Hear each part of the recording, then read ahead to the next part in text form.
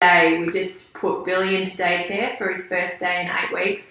I am getting my hair done, followed by a pregnancy massage. So I feel like, what's the date? The 14th of May is going to be a really good day.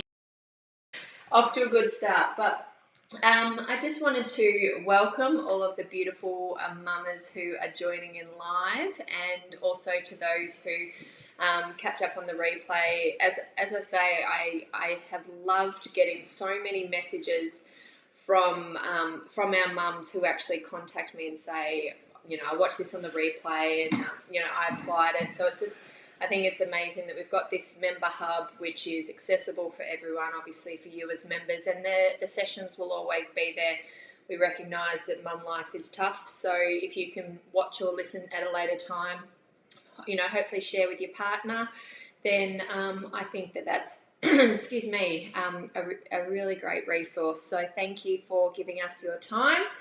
So I'm very excited to be sharing my virtual cuppa, although neither of us have a cuppa. That was water. Your one job. That was my one job. I was dropping Billy at daycare. No, I was cleaning the house and getting this ready. Which wasn't easy for those who are preparing themselves to get back into it. Just FYI, it was all right, but I was there a bit longer than I thought because there was a bit of separation stuff, which is to be expected. From him or you? A bit of both. No, so I am very excited to be here with my amazing husband Mark, and we're going to be sharing again. I know a lot of you may have seen our previous sessions, and also we shared 10 minutes to save your marriage, and we actually shared that to everyone. Obviously these sessions are just for members, but we felt that was something really powerful that can help our tribe even if they're not yet members. But today we're going to be sharing about the 5 love languages, and a lot of you are probably all, you've heard about it. You might be really familiar with the love languages. You may never have heard of them at all, but they are something that is, if you can just really understand them, if you can apply them, if you can remember and remind yourself about the 5 love languages, then they're really game-changing. And not just for your relationship with your partner, but they're also applicable for your children. And that's something that we really wanted to touch on today as well, because our whole mission at Mums and Dads Who Wine is to create a space for connection, to build community, to support families. So if understanding what your child's love language is and actually being able to use that and fill their love bucket, you might be doing it the wrong way because you think that their love language is one and it's actually the other. So actually, educating and providing resources. So the 5 love languages, it's based on a book by Gary Chapman. And again, you may have heard it being thrown around a lot about what they are, but it is about how people give and they receive love. So the first thing to really take note of, excuse me, is that you may give love a certain way, but you also may receive it a certain way. So just because the way you give love doesn't mean that that's how you receive love. I mean, in the best way. I'm talking about if there was a preference for how you're going to receive love. And so these are words of affirmation, acts of service, gifts, quality time, and physical touch and affection. So that is how you give love and also how you receive love. So did you want to add anything before we dive in? No, I think many of you may have heard this or had it covered. We just wanted to give it. You may not have heard it from a husband and wife sharing together and a mum and dad. So we'll give you a bit of an overview of all of the different dimensions when it comes to between the partners, between the parents and kids and parents as well. Yeah, and I just think why I always get Mark in because, well, he's a great human. That's why I married him, but I kind of have to say it because he's sitting next to me. For better or for worse. This is going well. No, but I think it is great to actually always hear a male perspective or a different perspective, because obviously Mums Who Wine, we're always hearing from mums, we're hearing from women, which is powerful, but to actually hear from your partner your partner or from a male perspective. I think that is really beneficial, and I know a few of you have reached out and said, having Mark on has been really helpful. So the first one, words of affirmation. So this personally is my love language. So I receive love this way, and I also give it this way. So I'm one of the people that give and receive in the same way. So this is, words of affirmation is like telling someone that you love them. Like, so for me, I love people telling me how much they love me. I love people, encouraging me and uplifting me. And in particular, I love when this is written as well. So, it's things like, they said it's better to lead, like actually explaining the reasons behind, not just like I love you, but like I love you because Lauren, you're doing this, or, you really encouraged me or inspired me because of this. And that's why I love, and I know I say all the time, when mums reach out to me and encourage me or say thank you, that just hits all of my feels, because that's how I receive love. And I think you've obviously you recognise that now, Yeah. that's how I do it. Yeah. So I think one thing to cover off, I don't know if we're going to get to it already because we're just talking about each one's different, but yeah, recognising that early, and we'll get to it in a minute about how to recognise it and how to respond to it, because for me, that's not how I give, but for me, how I receive love is physical touch or affection. So, which is also funny because that's not how Lauren gives as well. So I give love through that as well. So that's my giving and receiving, my primary love language. So it can create that conflict if it's one thing to know it, but it's another thing to then how do you then apply if you know what the other person's love language is, because if you don't do it well, you end up getting to a point where you're both feeling unloved, but feeling that you're loving the other person. So it's like giving her physical touch, and she's like, yeah, whatever. Or I go to give her a kiss, and it's just a quick peck, and I'm like, cool, what's wrong? And she's like, and she's waiting for me to say how much I love her and why. So yeah, we'll come to that. And like you said, actually learning that in terms of, so words of affirmation is, as I said, just reinforcing that you love someone, why you love them. And for me, as someone who receives and gives this way, it's powerful to say it, but it's even more powerful when it's written down. So I love, if you've ever received a text message from me, it's probably like this long. Like, I'm not like a, hey babe, how you going, blah, blah, blah, blah, blah. And Eliza can attest to this, who's watching. We do voice messages, and mine are like 6-7 minutes long, because I'm like, oh, and this, and I'm just really, and always I'm trying to encourage and to, show Eliza how much I love her, who Eliza works for me, but we're great friends. So it is just always reinforcing. So for me, like Mark has, over the years, we've been married 8 years, and he has learnt probably very quickly. It was pretty early on. It was pretty early on. So early in our relationship, we used to send emails to each other because, that's a whole nother story, but we were sending emails, and I'd send these really long emails about like how much, what I really, couldn't wait until we weren't actually officially together yet, but like what I was really excited for and that, and he'd send me these like pretty short emails of saying, yeah, and then I went and did this, and I was just like, dude, you suck. Like, what are you doing, mate? But not realising that that's how I give or receive love. So over the years, when he writes me birthday cards and things like that, he makes a huge point of writing a really long card. Like he said, that's not naturally how he gives love, but he's learned, for me, how much that impacts me. Whereas I'm not an affectionate, like, I'm affectionate, but give or take a hug, I'm all right. Like, this sounds horrible, but we're being really honest. Yeah. Like, if he hugs me in bed, I'm like, get off me. Like, I want to, like, throw the leg over, get comfortable. But if he writes me a really nice card or a really nice text message, I'm like, dude, you're winning at life. I love you. So it is just learning to how to do that, even if it doesn't naturally happen for you. Like Mark said, it's something that is built in. But also, there can be other things that impact it as well, and impact your ability to receive the other person's love. So for us, because mine is affection and physical touch, we had I haven't said that we were going to say this, but anyway, we'll see how we go.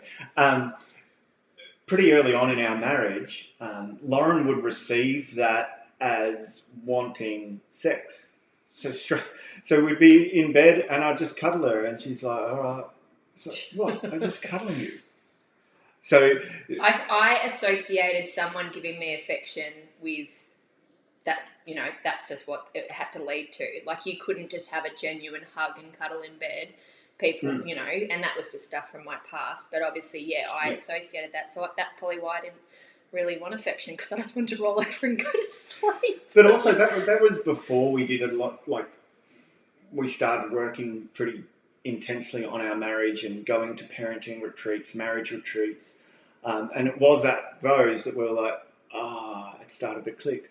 Mark actually was just after a cuddle and just needed that to. So for me, and our boys are very similar as well. For me, it's a lot easier for me to get to sleep if I'm touching Lauren. So some of you mums might be the same with your hubby, or they might be the same with you. They just need to put a hand on you or something like that, and it actually just gets those chemicals going, and I can just relax and go to sleep. Whereas I'm like, get away. No, but again, and we'll talk about that with physical affection, is just also, I'm not an overly affectionate person, like I said. Like, I'm happy just to lay on the couch on my own with my space, and like Mark can go on the other couch. But knowing that that's really important to him, I'm like, all right, let's have a cuddle. And when I come up and give him a cuddle, I can actually feel him go, oh, and I know that that's important. So whilst it doesn't come, overly freely or naturally to me, like, I still, cuddle my kids, and we still cuddle, but, hear me when I say that, but just remembering and recognizing, no, that's his love language. That's going to fill his cup. That's going to fill his tank. So even if it doesn't come naturally, you just have to build it into your relationship and know that. And that's why it's so important to know what your partner's love language is, because, I might be writing him epic letters, which I kind of do because that's I might be washing the dishes and doing acts of service, which we'll get to, and Mark's like, I just want to cuddle. And I could have not worried about doing the dishes, which could have saved me some time. So just knowing that. So the second one is quality time. And this is, as the name suggests, quality time, putting your phone down, turning the TV off, not having any distractions, and actually, looking your partner in the eye. That's why, like, going out for dinner or the 10 minutes to save your marriage is obviously so crucial in this, especially for people who quality time they seek. Like, your husband might go and wash your car for you, but you're like, yeah, that's nice, but really I just would love to sit down and have a glass of wine and a conversation. And unless they realise that is your love language, then they're going to try and do it in other ways, and spending time thinking that they're ticking all the boxes when it's not. So quality time is actually making time, like get a babysitter and take your partner out for dinner, or go for a walk around the block together and actually hold hands, and you talk about the future, you talk about positive things, again what we spoke about in 10 minutes to save your marriage, but actually setting that time aside to show your partner that they're a priority and that you recognise that that's their language and that's how they're going to receive love. A walk together is a really good one, because you can fit almost all of them in one go. So you can have the quality time together. If there's affection, if one of you is physical touch, then there's holding of the hands. And then what you're talking about is your words of affirmation as well. So you can trigger a lot of those, as well as getting some exercise in, which helps your physical, emotional, mental state anyway. Yeah, absolutely. So I think that's on that one. So the third one is gifts. So giving and receiving gifts. So I think you can tell when someone's love language is gifts. I reckon, Erin, your love language might be a gift, given what you sent me. Um, so, and you can see with your friends, there's people that just put so much effort and time into like finding the perfect gift for someone, because that shows that they're, that they love them, they know them, that they're valued. And if your love language is receiving gifts, then for Mark to, buy something for me that really hits my feels, like which he did for Mother's Day. He got me a necklace with the kids' names on it, and that was beautiful because it was a surprise. Because I'd gone and bought my Mother's Day gifts, and then I had the surprise as well.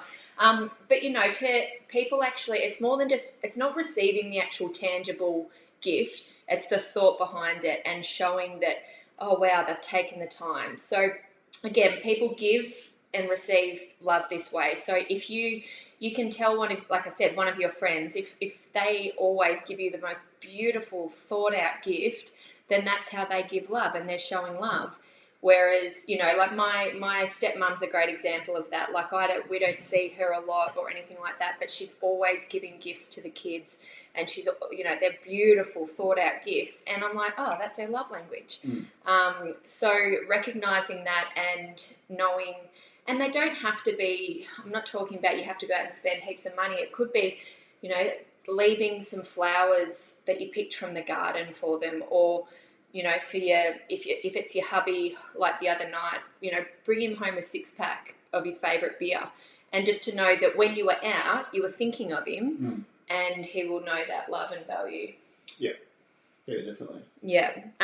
But yeah, again, it's about, and all of these love languages, the common thread that goes through it is that you're known, and that's one of the biggest things. And Lauren mentioned it in her relationship building virtual cuppa, but it's just getting the right gift shows that you know the person. Remembering their name shows that you know the person. So yeah, with all of these love languages, the more that you know them, the more that you can love them, the more that they can feel loved. Yeah, absolutely. And yeah, it's powerful. And as I said, you don't have to spend a lot of money. It could be like, the thing that I loved is with the gift that you sent me was your handwritten note, because words of affirmation, and obviously it was explaining about the present, but the fact that you'd taken the time to handwrite me a note, that hit me. Like, I love the gift, but the handwritten note was beautiful. So yeah. So, and then number 4 is acts of service. So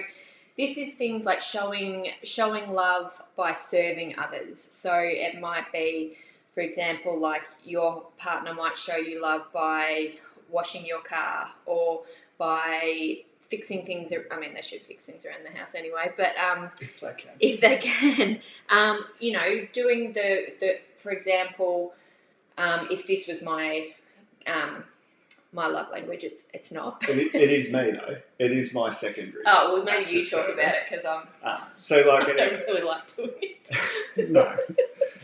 So for me, I know that Lauren, her anxiety rises if the house is even the slightest bit unclean. So it's like this morning, I got up and the kids had come in. They wanted breakfast. I'm like, cook, get up, make breakfast. While I'm up, I just cleaned the house pretty much top to bottom while she was still in bed reading and journaling. And then she got up and you could just see her just change. And it's not so much from the love, her receiving that love language, it's that she's walking into a environment that causes peace for her, that doesn't cause anxiety to rest. So that's one. So just knowing that, well, I can go and do something for someone, but I also know with Lauren, like I'm usually going to get, oh, thanks, babe. And that was so good. That means a lot. And it's not going to be I won't then get my love language back, but that's also not what it's about. You don't give your love language to receive your love language. Yeah. Either. And a thing with that as well is, if you know that is someone's love language, actually ask them what you could do to help them, so that, the act of service is the highest on their priority list. Like, you know, as I said, Mark might go out and wash the car for me, but at the like I actually don't really care about my car, well, you know, which is bad. But cleaning the kitchen, for me to walk up and go, oh my gosh, that's powerful. So just to, you know, if you're actually taking the time to really put this into place, just make sure you're doing the right thing. And that's where having that conversation, using that 10 minutes to save your marriage, saying, going through the love languages with your partner, recognizing what each other is, and just asking them, like, what's something that I could do to really help you? And then implementing it. It's like, well, if you could clean the kitchen up, or if you could get the boys' breakfast ready, that would be amazing. Bang. And then you're making your partner happy. So I'm mindful we're probably not going to get to the kids stuff, but it's all right. That's right. And the last one is physical touch. So we've kind of obviously canvassed that. So is giving affection, holding hands, taking that time to, reaffirm someone by a cuddle, by, intimate affection. And that's something that, and to know that, like I said, for me to know that is how Mark receives love, it's not high on my priority list, but to just put my stuff aside and go, okay, like I'm not totally down for cuddles in bed all the time, but I'll roll over and give him a cuddle. And then, as I said, I can feel him just go, oh, and he feels loved. And, kissing and things like that. And just to, it makes people feel safe, fills your tank and your cup. Yeah. And again, I think we said it before, but a key isn't, I believe the key is not knowing how the other person receives love, but it's how they give love. So that you can be more aware that they are loving you, whether or not it's the way that you receive it. Because it works both ways. I needed to work on giving words of affirmation.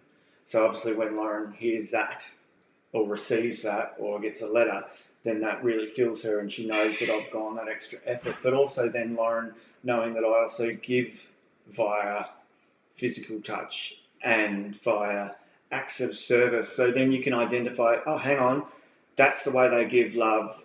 I need to respond the way they receive. Not kick him off. Get away from me. Very good point.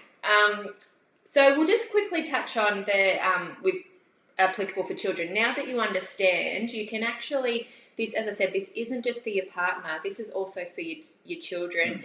And one thing that we also do want to cover, which we'll do in another session, is there's actually 5 languages of apology. I'm not sure if you guys are familiar with that. So people give and receive apologies different as well.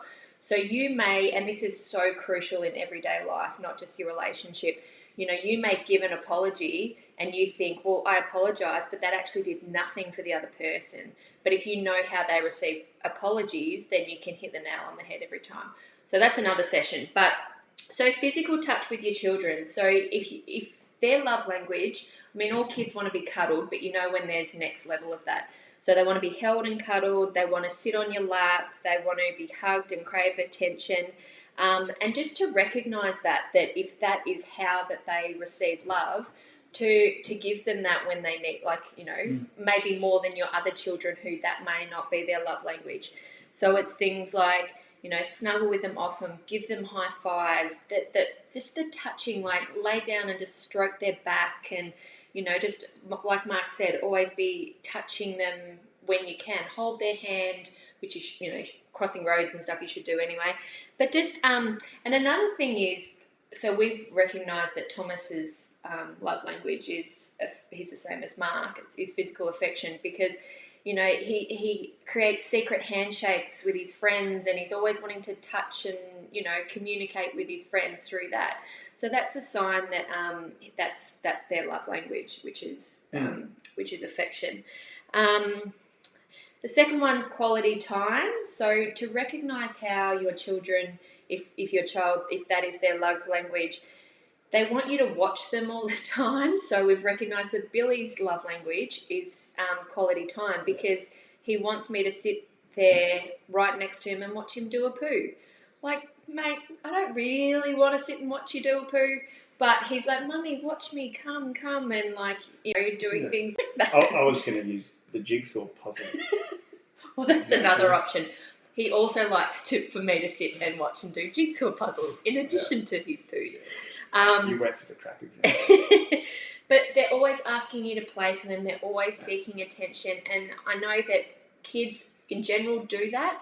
But again, when you recognise it's just a bit next level, that you might feel they're needy, but that's actually how they're receiving love. So But it's also, the key with quality time is that it's quality. You don't have to spend every second with them. But there's research out there, I can't remember where it's from, but it shows that 10 minutes of quality time a day is all most kids need, where it's completely free from distraction. So again, it's a lot of the same things that we mentioned with the adult partner, but just putting everything away, your phone's miles away on silent or do not disturb, and you're just sitting there. Like Billy's face lights up when he starts a puzzle and one of us says, "Do you want help?" Yeah. And then we're away, but he also has the physical touch as well. So he'll just sitting on the couch with him, cuddling. He doesn't even need to be watching TV or anything like that. Yeah. And that's the thing. So if you recognise that is carving that time out, and we're busy mums, but if you know that is their love language, like set aside 10 minutes, or maybe take just them for a walk around the block together, and then you can talk about their day. You can, whereas Thomas probably wouldn't benefit as much from that. He'd prefer to just cuddle at night, and I can do that. But just, like Mike said, 10 minutes uninterrupted. If they're asking to play with you, and you can, put your phone down, don't be distracted, 10 minutes, sit down, do a jigsaw, and then their cup's full, and then they can move on. So remember when you were talking this morning and saying we're probably not going to be able to talk about the love language just between us for 30 minutes, and we needed to add the kids part? Yeah, well, we'll just go over this quickly, and then we can always go into more detail. It's because you're crapping on, mate. No, it's me. Well, what do I say there? If I say yes. No. All right. So third one, words of affirmation in your children. So when your child lights up when they receive feedback, they love hearing about themselves.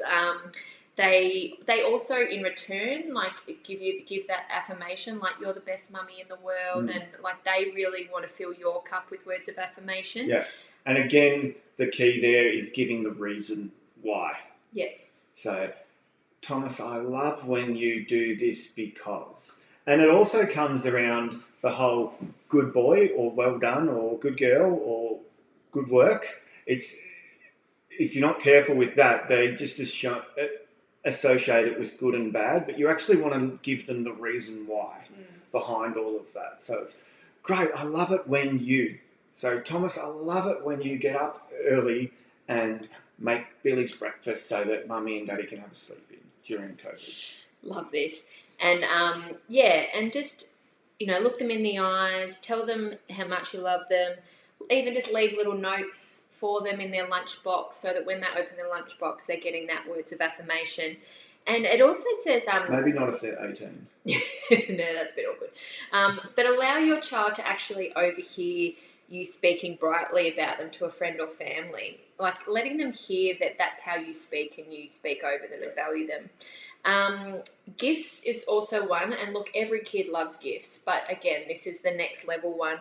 That's both our kids. That's both our kids. But at the moment, we've got like Lauren's mum gave them those, what are they called? Stickies from Woolies or whatever it is. Gave a huge bag full of them. So we give them like one of those every 2 nights or so, and they just light up. Or when we bring gifts in, can we close our eyes? And they sit there. It's like, it could be anything, and even the wrapping is something that they're like, ooh. Well, that's the thing when you actually know that that's their love language. They actually take the time to unwrap it. They remember the wrapping. They remember, gifts that they've received from people when most people don't remember. They'll actually say, oh, Finn got that for me, and that was a dinosaur wrapping. Like when you hear things like that, you're like, that was really powerful to them. Which is a really good one to remember when it comes to wrapping Christmas presents. So don't use Santa's Christmas present wrapping the next year for your Christmas present wrapping. Yes, good. Because Thomas remembers all of that. He remembers, hang on, Daddy, wasn't that, you said that was from you to Mummy. So, and yeah, they remember gifts that they've received after years. So again, you don't have to shower them with like, you know, spending money all the time, but it could be just leaving them a little thing on their pillow. It could be, you know, buying something really, you know, something from Kmart or whatever. But yeah, just to show that you love them by giving them a gift. And finally, acts of service. So they want you to do things for them often. Again, like that's every freaking kid. Like, Mummy, can you do this for me? This for me. But you know, they want you to fix things and they want you to sit down and you know help do that. The key with that is when they're asking you to help with something that you know they can do. And it's not because they're lazy, it's because they're looking for an excuse to be loved by you through acts of service. So it can be as simple as, can you make breakfast for me? You know, you're 6, mate, you can make breakfast. But they're actually asking, they're craving some love, is what they're saying there. Yeah, and it says small acts of service can be small things like helping them tie their shoes, hang a wet towel up, warming a blanket up in the dryer on a cold day, just doing something little so that they feel like you've done that for them and that shows them that that's loved. And that can go a long way in making them feel loved. So, Santa's shops at Kmart too. Yeah, Yes. I know you're going to be so. Well, thank you so much, and I'm so glad this. I know we sort of powered through the last bit, but obviously understanding the love languages, then you can see in your children. But there's definitely some, you know, so hopefully some key pull-out points, and just to actually look at what your love language is and what you give, and have a chat to your partner, look at your kids, and go from there. But thank you so much. Now, I just wanted to. I know that we've gone a little bit over, so thank you for your time, but. You might have seen a post I put up last night. So tomorrow we have a very, very special guest, which is one of our mums, one of our beautiful tribe members, Marg, who reached out to me on email and shared about her story. You might have seen that she lost her sister-in-law who lives in Scotland to COVID-19. Her husband, I think, is still over in Scotland. She's overcome an aggressive form of breast cancer. She's had a full mastectomy. She relocated to Australia 18 months ago, and she didn't know anyone, and she's found connection through Mums Who Wine. And it's when she just was emailing me just to say thank you, just to say that thank you for giving them a laugh during a really difficult time. But she's a really positive person. Like, she's said all of that, but she goes, enough about my diatribe. I want to, you know, focus on the positive. But I love hearing the hearts of our members and our tribe, and I think that this is a really special one. So if you did have the time, I know we're all busy, but I think that would be really beautiful and encouraging for Marg as well, if you could jump on and listen. And it's about just, you know, smiling during adversity, which I think is powerful, and just to get to know our members more. So that is at 11 o'clock tomorrow. And if you haven't registered, we've got Dylan's cooking class tomorrow night, which is going to be fun. I'm going to redeem myself from the chocolate fondant. Probably I forget the screens right there. Probably not, let's be honest. But I love you guys. Thank you for tuning in. Thank you to Mark for giving me your time. Now I'm off to get my hair done and to bliss out on a massage. So I'm very excited. But I hope you have a great day, and we'll see you tomorrow. Bye, love ladies. you guys. Bye. That was good. So I think that showed what we've got to remember is it's not about the teaching content, it's about this. Yeah. The actual lived experience. Yeah. Because they can go read that book. Yeah. But they don't know the person writing it that is giving the examples. Yeah. So we could have just done us. Yeah. And then said, hey, if you want... So with ones in the future... Oh, hang on, I haven't just finished this one recording. Now I've recorded both so we can compare them.